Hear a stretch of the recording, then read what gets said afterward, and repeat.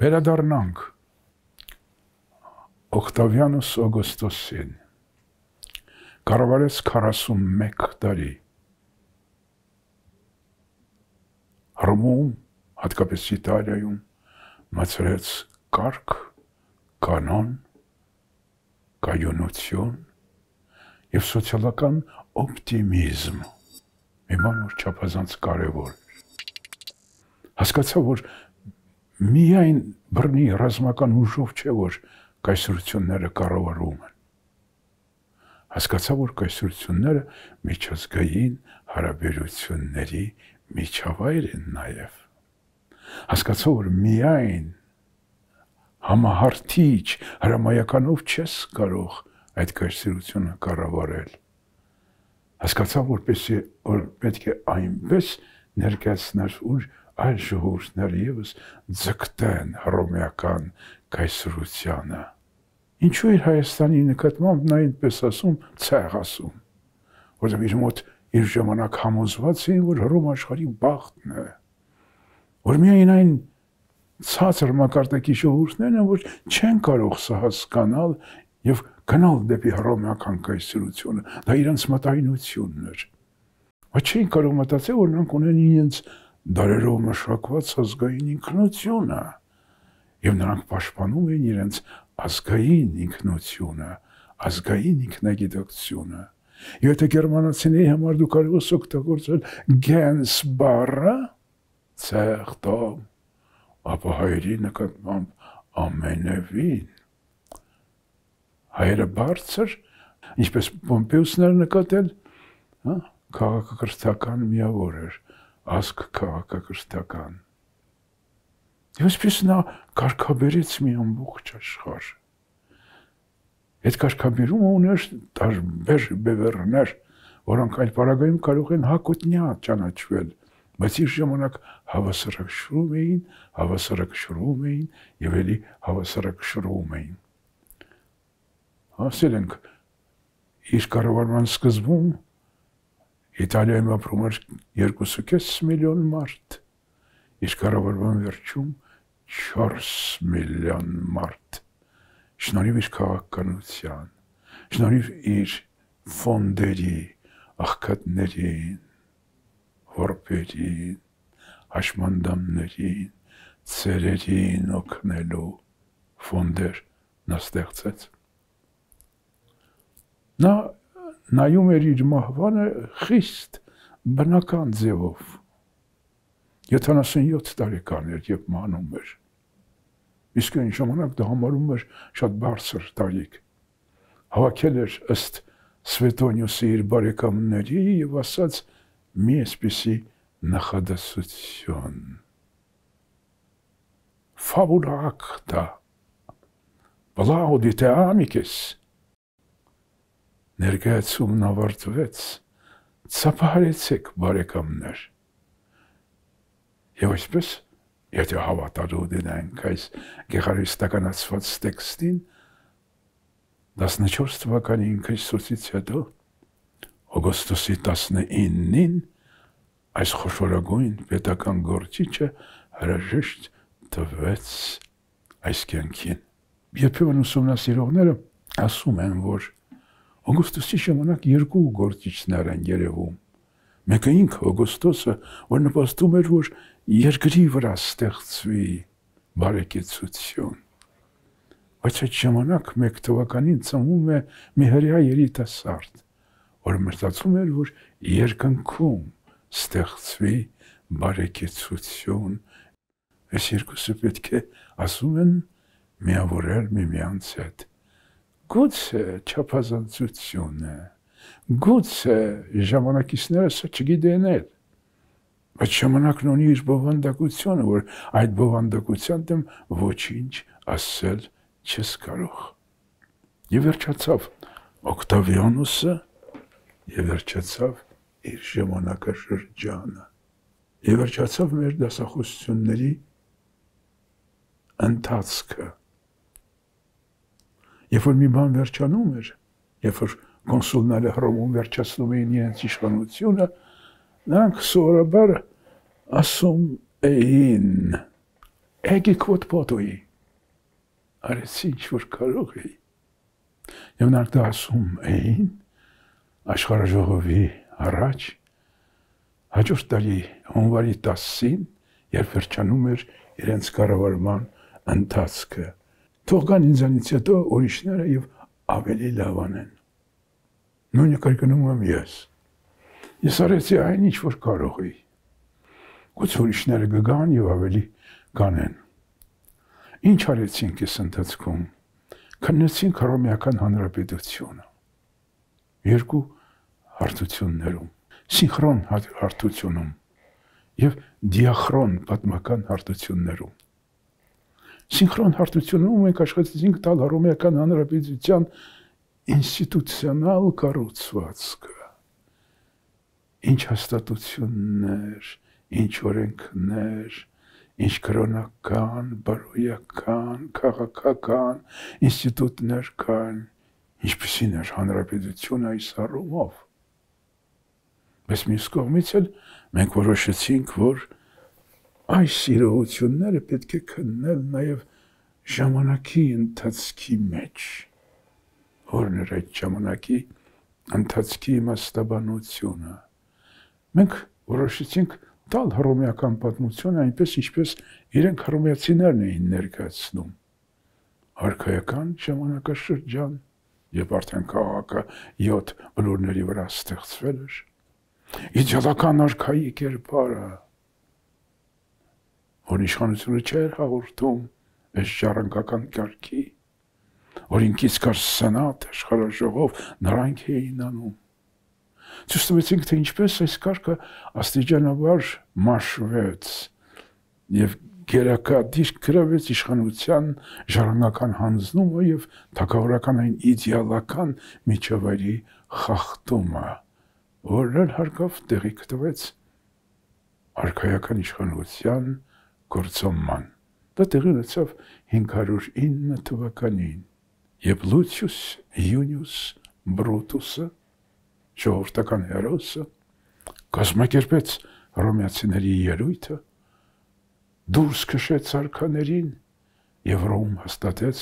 հանրապետություն, ռեսպուբլիկա, ժողովրդային, ժողովրդական գործ։ Այս հանրապետությունը անցել է զարգացման մի քանի շրջափուլերով, որ մենք քննել ենք վաղ հռոմեական հանրապետություն 509 թվականից մինչև 286 թվականը։ Այս ժամանակաշրջանի հիմնական իրադրությունը այն էր, որ Հռոմում պայքար էր ընթանում երկու հասարակական էթնիկ խմբավորումների միջով։ Մի կողմից հռոմեական պատրիկներն էին, մյուս կողմից պլեբեյներն էին։ Եվ առաջին անգամ մենք ցույց տվեցինք, թե ինչպես շուրջ 200 տարի տևած այս պայքարը վերջացավ աստիճանական փոխզիջմամբ, կոմպրոմիսով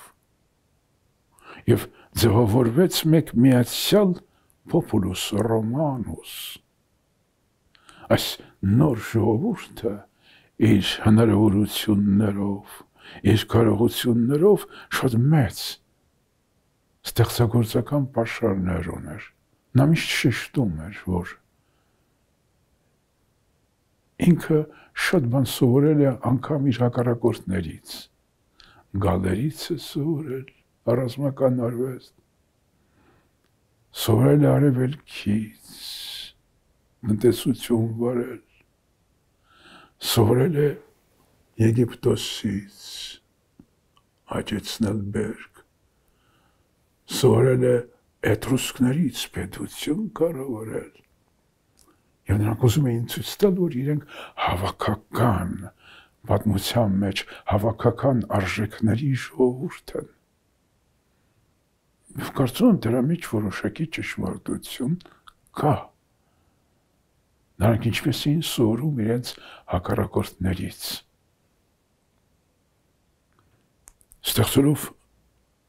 հանրապետական այս սոցիալական կառույցը իրենց հայացքը դարձրեցին Հռոմից դուրս, նախ ստեղծեցին իտալական համադաշնությունը, պետությունների, համայնքների աստիճանակարգ ստեղծեցին, Եվ այդ աստիճանակարգով էլ նրանց նկատմամբ վարվում էին, ստեղծեցին մոնոլիթ պետություն, որ այդ ժամանակ ըստ էության հնարավոր չէր։ Ապա իրենց հայացքը դարձրեցին միջակայացովյան ավազանին։ Նախ ընդհանրման մեջ մտան կարթագենցիների հետ, 3 կարթագենյան պատերազմով 264, 241, 218, 201, 149, 146 թվականներին կարողացան հաղթահարել այս պետությունը։ Ապա դրանից հետո հայացք առեցին դեպի Հունաստան, Մակեդոնիայի դեմ, հաղթեցին եւ հայտարարեցին, որ Հունաստանը ազատագրում են։ Հարկավ Հունաստանը այլևս արտաքին քաղաքականություն վարել չէր կարող, բայց Հունաստանը ճանաչվեց իբրև կայսրության ինտելեկտուալ կենտրոնը։ Այստեղ էին հռոմեացիներն ուղարկում իրենց զավակներին սովորելու քերականություն, սովորելու ճարտասանական արվեստ, փիլիսոփայություն, իրավունք եւ այլն, եւ այլն, եւ այլն։ Ապա նրանք ընդհանրման մեջ մտան Սելևկյանների հետ, 190 թվականին ջարդեցին Սելևկյաններին եւ արևելքի շատ պետություններ, այո, իրենց հռչակեցին սուվերեն, անկախ եւ հարաբերությունների մեջ մտան ամենայն հավանականությամբ Հռոմի հետ։ Ամբողջ միջերկրածովքը միացրեցին Հռոմին եւ անգամ ստեղծեցին իրենց տեսությունը այս միացյալ հռոմեական տերության վերաբերյալ, որ եղինակը Պոլիբիոսն էր, պատմագիր Պոլիբիոսը, ցակումով հույն, որ Հռոմում գտնվում էր պատանդի կարգավիճակով, եւ Սիփիոն Էմիլիանոսի խոշորագույն պետական գործիչ Սիփիոն Էմիլիանոսի առաջադրանքով գրեց համաշխարհային պատմություն, История կաթոլիկե, որի կենտրոնական հերոսը Հռոմն էր։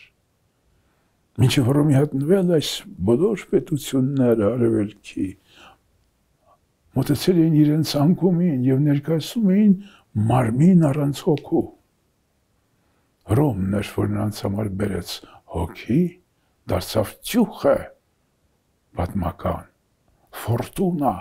մոնդի, այդպես կասեին հռոմեացիները եւ միավորեց այս ամբողջ երևույթները։ Բայց վաղ թե ուշ Հռոմն պետք է հանգի անկման։ Մենք հատուկ ուշադրություն ենք դարձրել, թե ինչպես Սիփիոն Էմիլիանոսը քանդված, գրավված, Կարթագենի բարիսպների վրա կանգնած ողբում էր իր հայրենիքի ապագա բախտը։ Սա միջին հանրապետությունն էր, որ տևեց մինչև 120-ական թվականները։ Այնուհետև սկսում է ուշ հանրապետությունը, որի մեջ արդեն ամբողջավարական տարրերն են ուժեղանում, որի մեջ ուժեղանում են բանակի ազդեցությունը, ռազմական դիկտատուրա,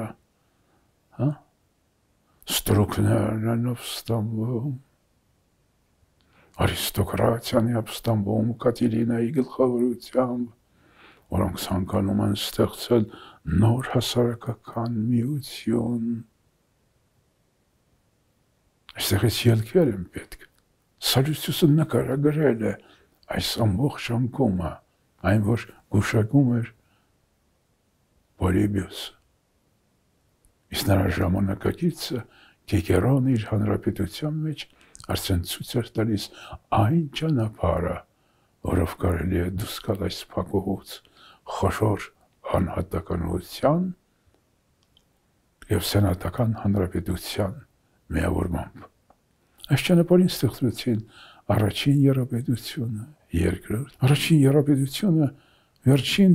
կեսարը գնաց ռազմական դիկտատուրայի ճանապարհով, թեպետ աշխատում է թույլատրել այդ ազդեցությունը։ Գիտեր, որ ռազմական դիկտատուրան Հռոմում ապագա չունի։ Երկար տատանումներից հետո որին հաջորդեց Կեսարի սպանությունը, Հռոմում ստեղծվեց երկրորդ տիարապետությունը, էլի հայտնի իր դաշնությամբ, ծայրահեղ իրողություններով, սպանություններով։ Հետո դեռ տիարապետները իրար դեմ սկսեցին պայքարել։ Հետո տիարապետներից մեկը հասավ բացարձակ իշխանության։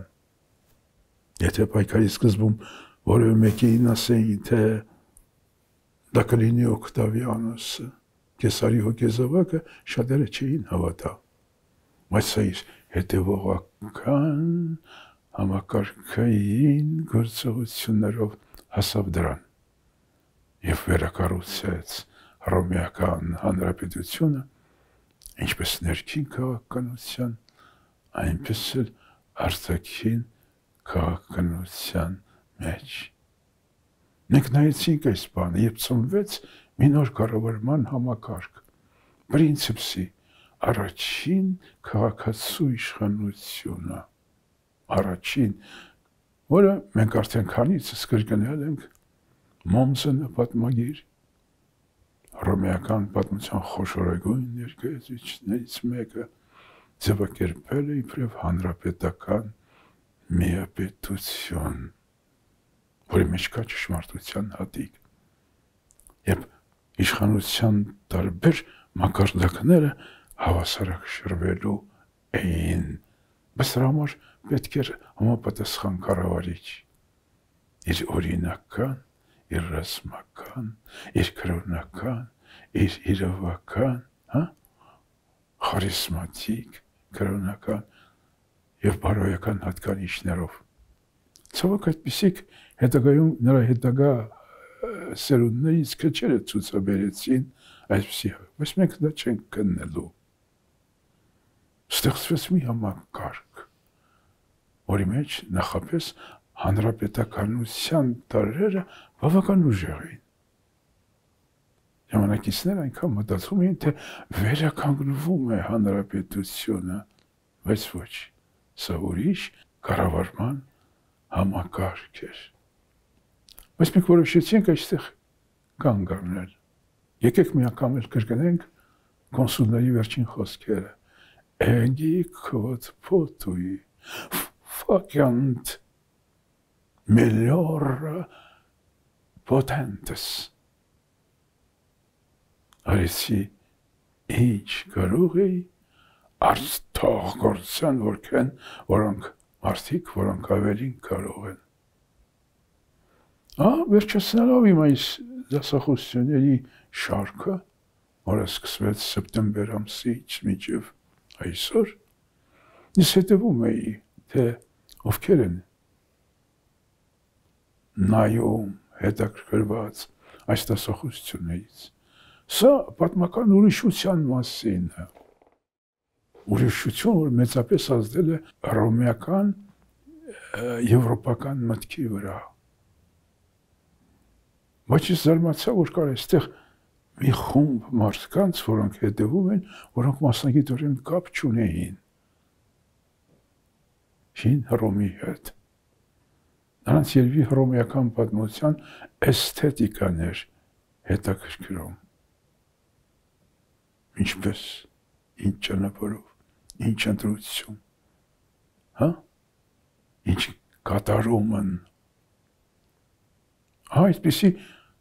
շարք գավ։ Շնորհակալ եմ այդ մարդկանց, որոնց